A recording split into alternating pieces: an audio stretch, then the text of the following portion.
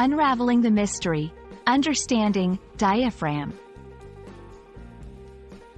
Hello everyone, welcome back to our channel. Today, we have a very interesting topic to discuss. We are going to unravel the mystery behind the word diaphragm.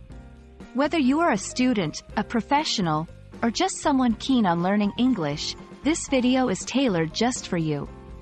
So, sit back, relax, and let's dive into the world of English language learning together. The word diaphragm has a couple of different meanings, and today we're going to explore them all. Primarily, the diaphragm refers to a muscle in your body. It is a large, dome-shaped muscle located just below your lungs and heart. It plays a crucial role in the breathing process. When you inhale, your diaphragm contracts and flattens, creating space for your lungs to expand and fill with air.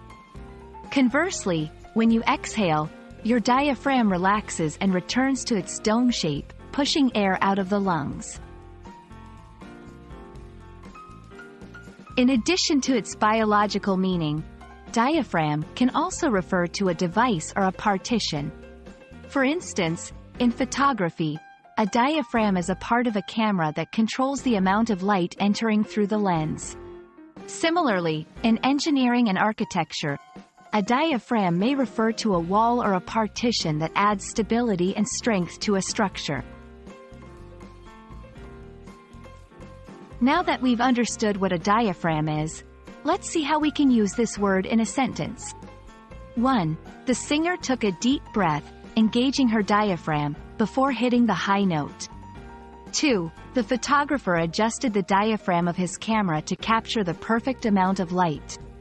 3. The engineer checked the diaphragm wall to ensure that the building would be stable.